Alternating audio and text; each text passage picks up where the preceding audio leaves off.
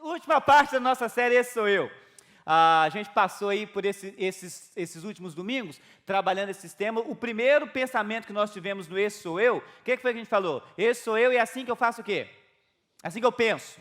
A gente falou de uma lista de coisas, né, que o apóstolo Paulo diz que nós precisamos pensar. A gente precisa pensar dessa forma. Ele falou uma lista de coisas, eu vou repetir para vocês daqui a pouco essa lista de coisas que ele falou para pensar. Depois nós dizemos o seguinte: esse sou eu e é assim, o quê?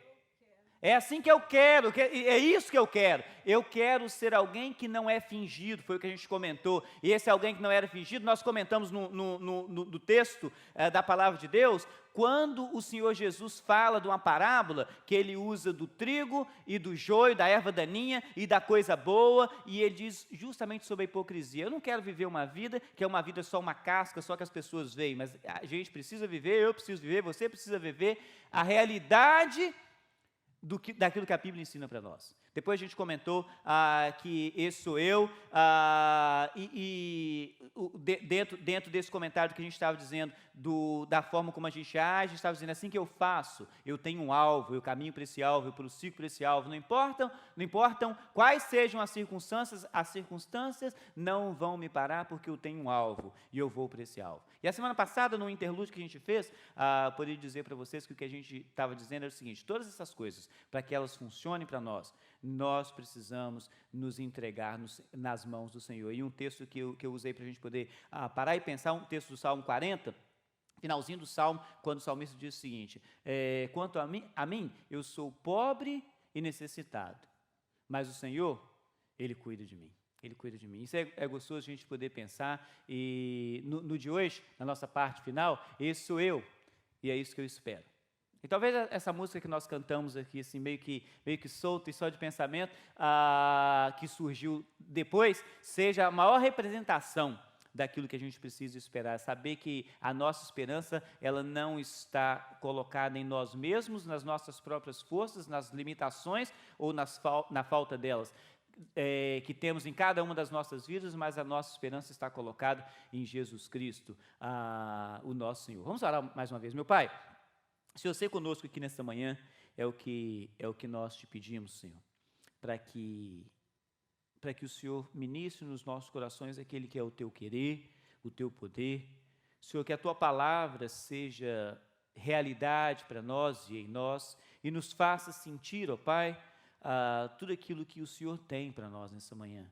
Toca as nossas vidas, toca o nosso ser, impacte os nossos corações, Senhor, é o que nós te pedimos. Senhor, fale profundamente a cada uma das vidas que estão aqui neste lugar, dos que estão assistindo por vídeo. Senhor, que o Senhor ministre aquele que é o teu querer, e a começar em mim, ó Pai, transforme cada uma das nossas vidas. É o que nós clamamos a Ti, agradecidos, no nome de Jesus, o nosso eterno Salvador. Amém.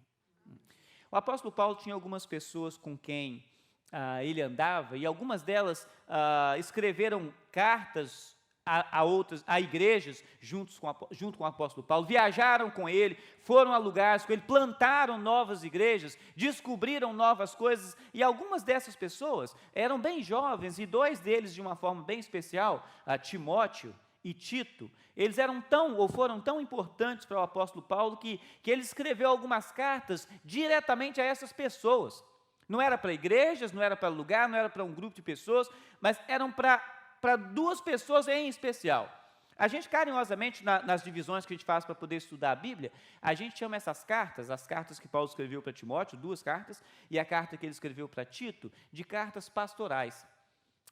Nessas cartas a gente vai descobrir como que um pastor deve ser.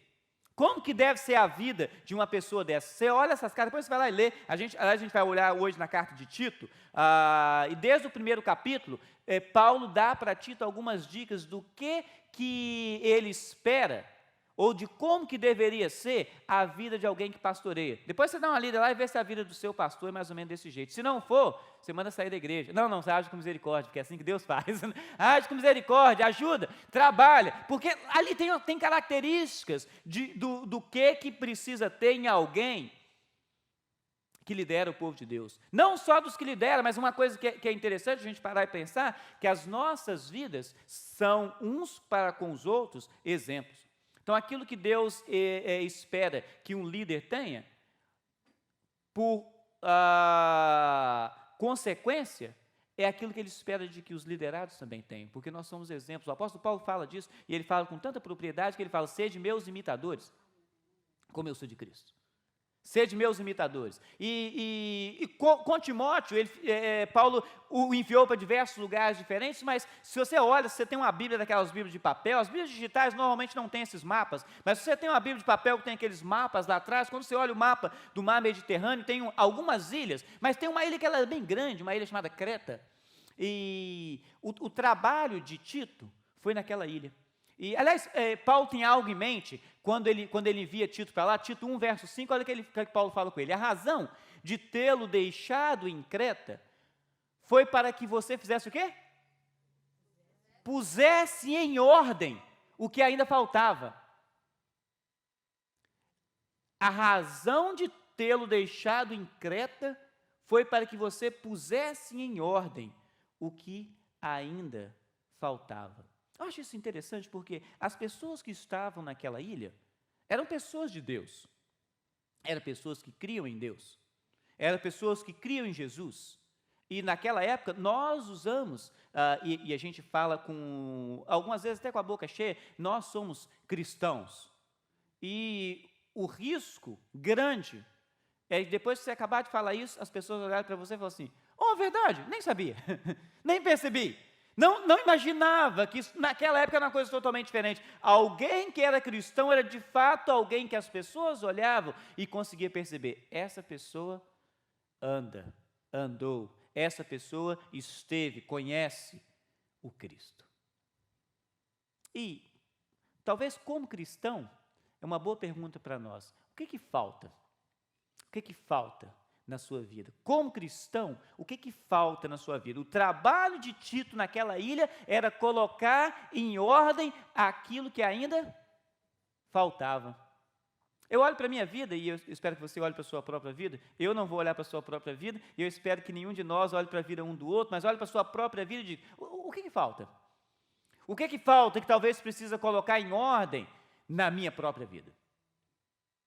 O apóstolo Paulo vai e diz para Tito um monte de coisa. Ele vai dar a ideia para ele a respeito de como é que deve ser, nessa mesma sequência aqui, daquele texto que a gente leu. Ele diz para te colocar em ordem que ainda faltava, e que você estabelecesse líderes, presbíteros, pastores, em outras palavras, em todos os lugares. E começa a dar toda uma lista de coisas, expectativa do que ele tem para a vida desses líderes. E quando entra no capítulo 2, é uma carta pequena, são só 3 capítulos. Quando entra no capítulo 2, ele começa a dizer a respeito das outras pessoas. Os velhos, como é que os velhos têm que ser?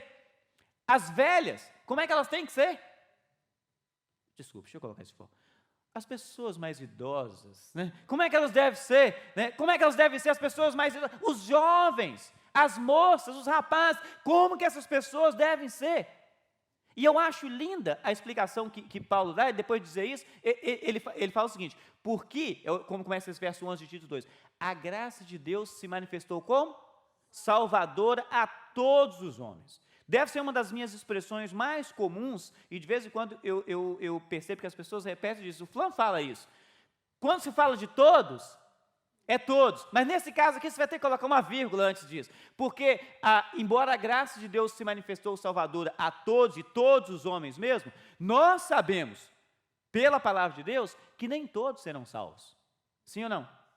Infelizmente, essa é uma realidade. Aliás, a gente poderia citar diversos textos que comprovaria isso, mas um dos talvez que seja mais interessante para a gente poder lembrar, é Jesus mesmo dizendo que nem todos os que me chamam Senhor, Senhor, entrarão no meu reino. Não só nem todos serão salvos, como tem muitos que chamam Jesus de Senhor, que não serão.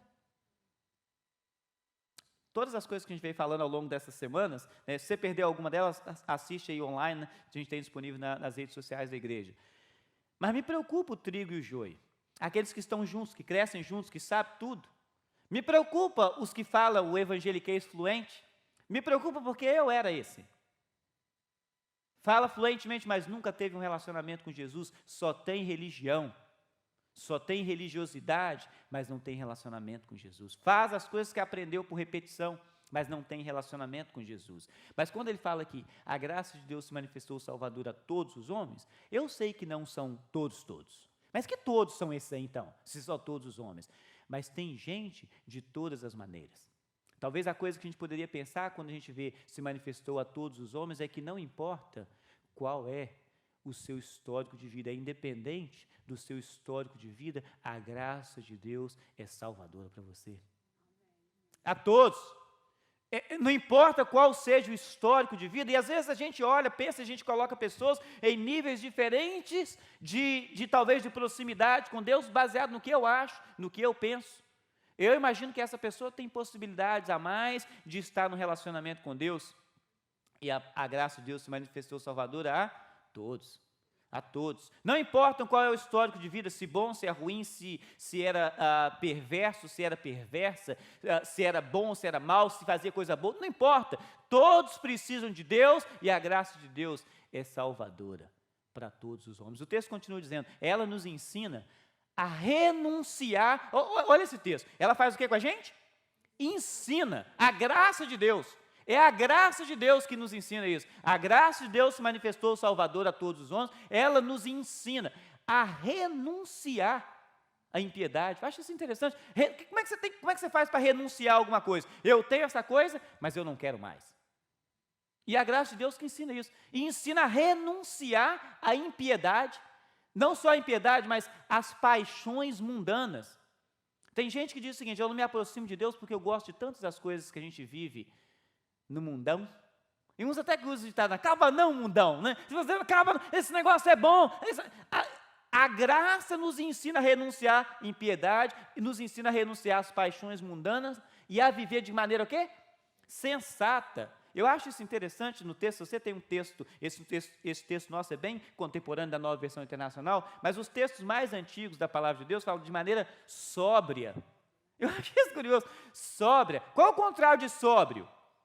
Bêbado, literalmente é isso, de maneira sóbria, e em outras palavras, você está consciente do que está acontecendo. A graça te ensina a viver de modo consciente, de maneira sensata, não só de maneira sensata, de maneira justa e de maneira piedosa. Se você olhar esse texto aqui, o que Paulo está dizendo, em outras palavras, ele nos ensina a viver assim, viva assim, que isso é a lista que a gente viu na primeira semana, de fazendo o que é verdadeiro, ou pensando no que é verdadeiro, nobre, correto, puro, amável, de boa fama.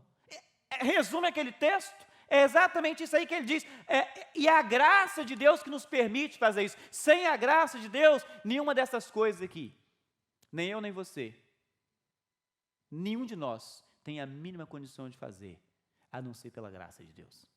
Pelas forças dos nossos próprios braços, pelo próprio conhecimento, pela vontade de cada um. Eu tenho muita vontade de fazer as coisas de Deus. Você pode ter muita vontade, e tem muita gente com muita vontade, mas que não está dependendo da graça de Deus, continua caminhando a passos largos para o inferno.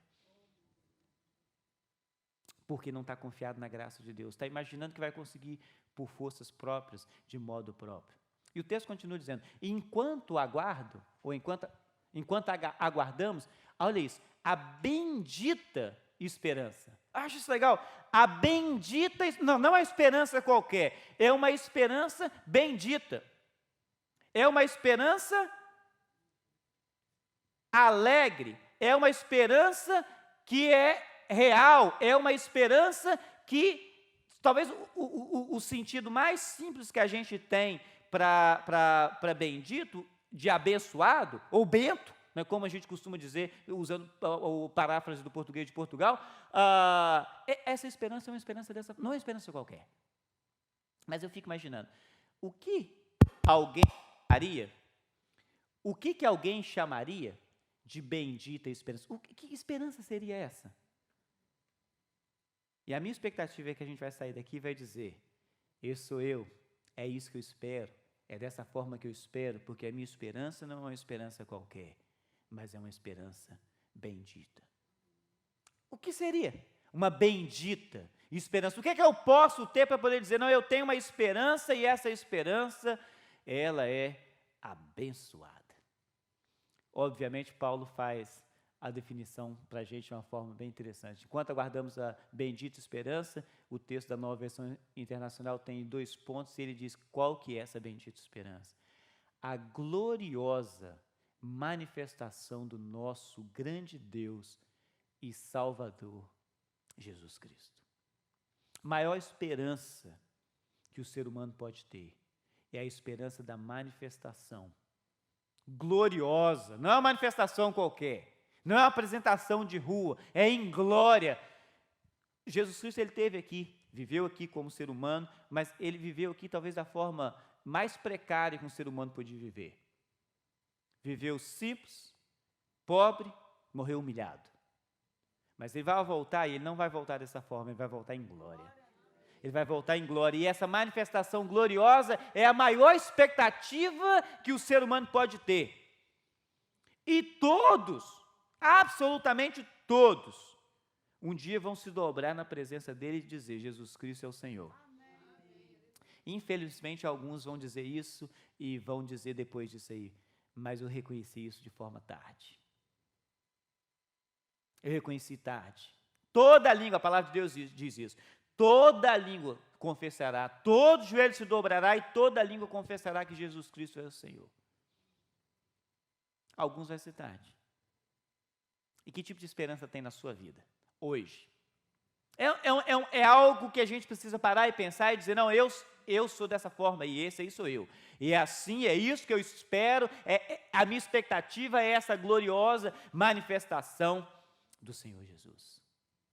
Você precisa olhar, né, para aquela lista que a gente tem lá e dizer: né, esse sou eu, é isso que eu espero, é assim que eu preciso viver, é assim que eu quero viver, com essa expectativa na minha mente. Não é pensando nos problemas que eu tenho, nas dificuldades que eu tenho, embora eu pense nos problemas que eu tenho, nas dificuldades que eu tenho, você pensa nos problemas que você tem, nas dificuldades que você tem, mas Paulo fala: enquanto nós aguardamos ou esperamos a bendita, ou a bem-aventurada nas versões mais tradicionais, esperança, a gloriosa manifestação de Jesus. Isso é uma esperança, mas eu acho interessante porque esperança é uma palavra, na maioria das línguas, em inglês acontece isso, português acontece isso, e diversas outras línguas acontece a mesma coisa. Esperança é uma coisa que pode ser vaga ou pode ser real, e a gente precisa fazer isso, estabelecer um parâmetro para a nossa esperança e dizer: a nossa esperança é um desejo ou é uma certeza? Por exemplo, eu espero que os meus filhos vão crescer para ser homem e mulher que vai bem dizer, adorar e engrandecer o nome do Senhor. Isso é uma certeza ou um desejo? Não, deixa eu voltar aqui e refrasear então, porque eu vou dizer para vocês o seguinte: que eles cresçam é o meu desejo. Porque eu não sei nem se eu vou estar vivo para poder ver e nem se eles vão viver o suficiente para crescer. Agora, se eles crescerem, tiver essa oportunidade, que eles vão bem dizer, glorificar e exaltar o nome do Senhor, precisa ser uma certeza para mim. Porque a palavra de Deus diz o seguinte: se você ensina os seus filhos no caminho que devem andar, quando eles forem velhos, eles não vão se desviar dele. E eu preciso ter isso na minha vida como certeza.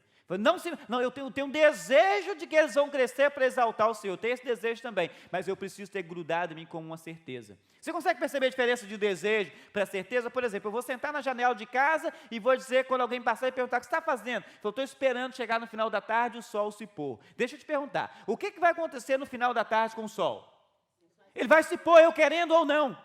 Eu tenho certeza disso, talvez eu não vou estar lá para poder ver.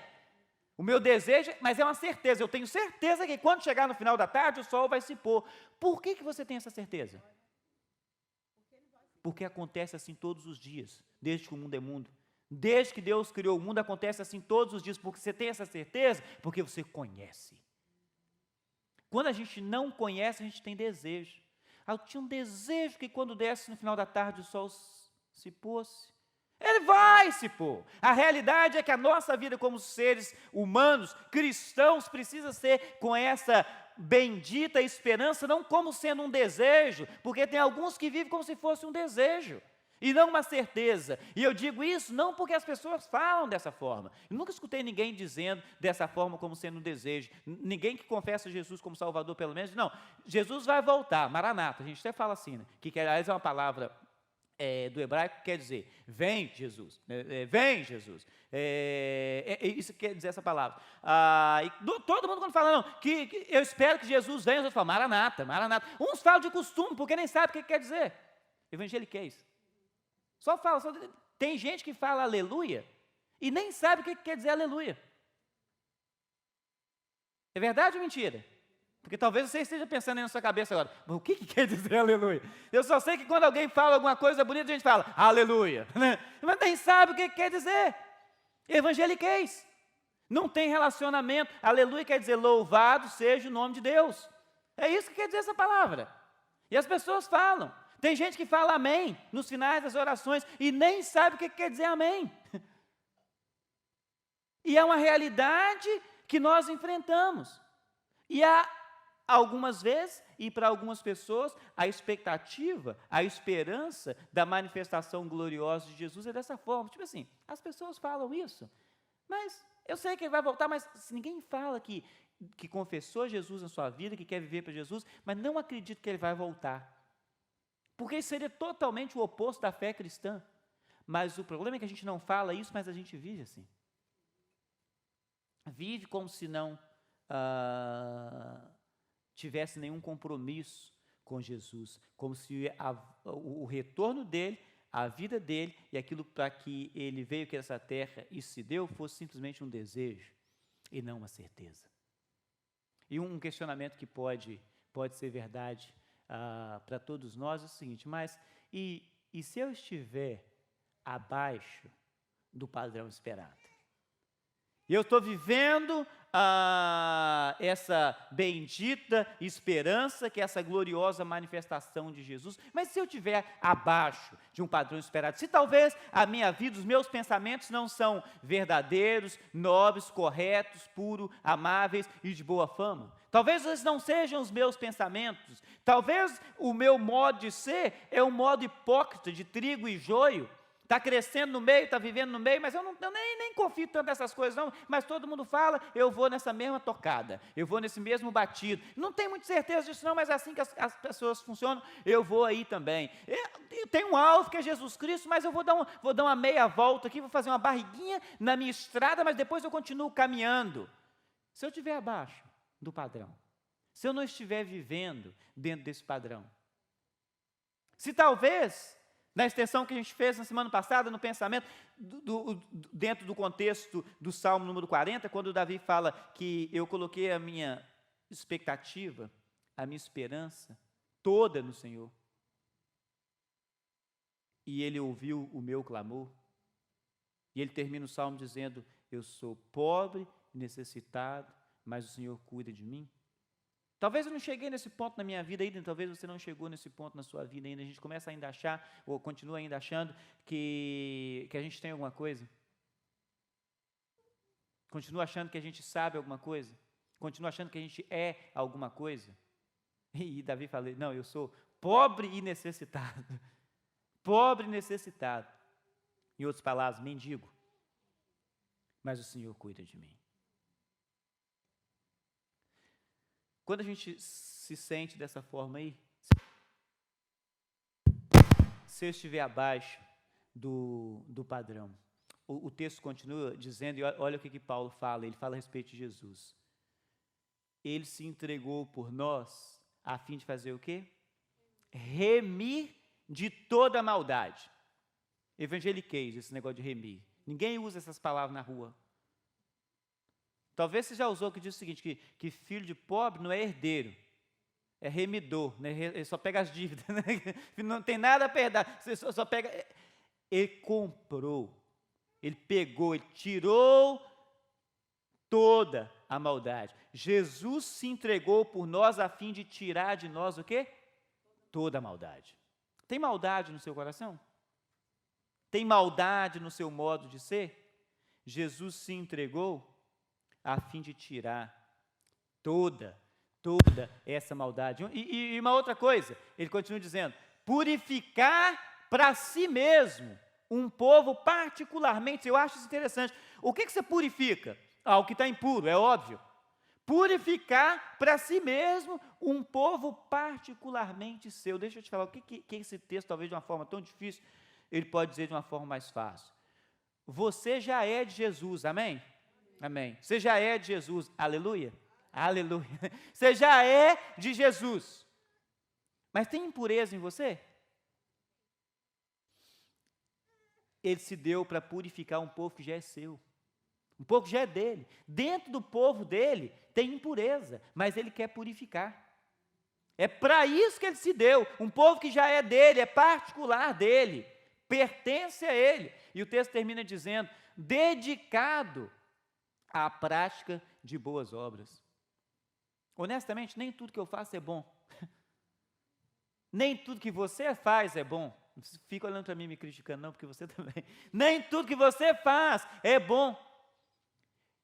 Mas Jesus se entregou por nós, para tirar de nós toda a maldade, purificar um povo que já é dele particular e um povo que é dedicado à prática das boas obras. Isso tudo porque tem dentro de si a bendita esperança da gloriosa manifestação de Jesus Cristo. Porque quem vive essa bendita esperança, dessa manifestação gloriosa de Jesus Cristo, vive com isso aqui em mente. Vive pensando: eu preciso ser verdadeiro, nobre, correto, puro, amável e de boa fama. Eu preciso ter certeza de que eu estou vivendo uma vida que não é vida de erva daninha, é vida de árvore frutífera. Eu preciso viver fazendo aquilo que Jesus me chamou para poder fazer. É interessante isso, porque embora nós todos tenhamos presentes de Deus diferentes na nossa vida, você e só você é capaz de fazer algo que Deus chamou só para você. Eu não posso fazer por você. Deus tem algo que é particular seu. Coloca seu nome na lacuna. Você, com esse nome. Deus tem algo que é só você que pode fazer. Ninguém pode fazer por você. Só você pode fazer. Embora nós temos estes presentes, ou como a palavra de Deus diz, dons diferentes, mas nós todos temos uma missão dada por Deus: fazer discípulos. Todos nós temos essa missão de fazer discípulos. Não importa o que foi o presente que Deus te deu, Ele te deu para que você duplique, para que você multiplique. Eu olho para mim mesmo, eu nem vou te pedir para fazer essa pergunta para você, embora eu saiba que você vai fazer para você mesmo. Mas eu faço essa pergunta para mim. Que tipo de discípulo eu estou fazendo? Que tipo de discípulo eu estou fazendo?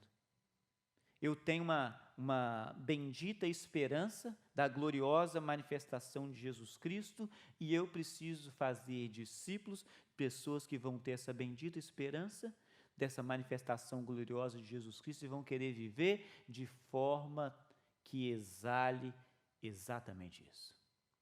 Exatamente isso. Fazer discípulos.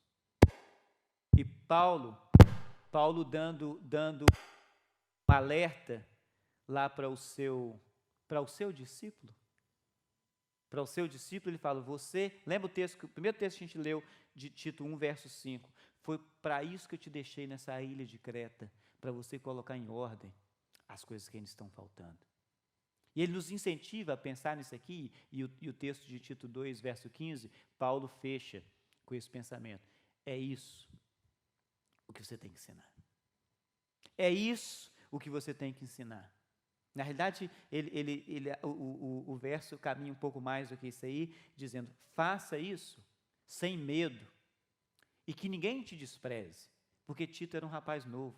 E é mais fácil a gente desprezar as pessoas mais novas, porque a gente olha os mais velhos e a gente imagina os mais velhos têm mais experiência. E talvez para Tito ele poderia pensar: mas como que eu vou ensinar isso de forma sem medo algum, com ousadia? As pessoas não vão me levar a sério. Talvez até deixe a barba crescer para poder as pessoas levarem ele mais sério, né? E Paulo fala com ele: é isso que você tem que ensinar. É isso que você tem que ensinar. E é isso que eu e você precisamos ter nas nossas mentes, que esse sou eu, é isso que eu espero. Eu espero essa bendita eu tenho em mim essa bendita esperança dessa gloriosa manifestação de Jesus e eu vivo dessa forma. O meu pensamento é verdadeiro, é nobre, é correto, é puro, é amável, é de boa fama. Eu vivo sem hipocrisia, fazendo frutos de verdade e não simplesmente misturado no meio de plantas de verdade. Eu vivo prosseguindo para um alvo, eu tenho um alvo e eu vou para ele. Eu vivo me entregando na presença de Jesus, dizendo para ele: Senhor, eu sou pobre, necessitado, mas o Senhor cuida de mim e eu guardo dentro de mim. Eu espero a gloriosa aparição de Jesus Cristo e eu divulgo isso. Eu divulgo isso. Amém? Amém? E quando a gente divulga isso não é só tomando um tempo para poder falar com as pessoas, não. O que eu vivo divulga isso. Não só o que eu falo divulga isso, mas o que eu faço divulga isso. Eu tenho essa bendita esperança dentro de mim, dessa manifestação gloriosa de Jesus Cristo. A pergunta de reflexão para cada um de nós é: quem é você? E como é você? O que você espera? Eu espero que nós todos estejamos esperando, não esperando no sentido de desejo, mas de certeza, de que Jesus Cristo está às portas. E que nós precisamos viver anunciando essa bendita esperança, dessa manifestação gloriosa de Jesus. E com todas as tribulações, angústias e situações que nós enfrentamos, que nós possamos saber e contar que nós temos alguém que se importa conosco. E a gente cantou hoje aqui de forma assim bem solta e bem propícia para o momento. Eu sei que Ele vive e que a minha vida está nas mãos de um Senhor que está vivo. O meu futuro está nas mãos de um Senhor que está vivo. E por causa disso, eu posso enfrentar, talvez seria a melhor tradução, né? Eu posso enfrentar o amanhã. Não importa quem ele seja, o que ele seja, mas eu posso enfrentar o amanhã. Porque esse sou eu. E é isso que eu espero. Amém, queridos? Amém.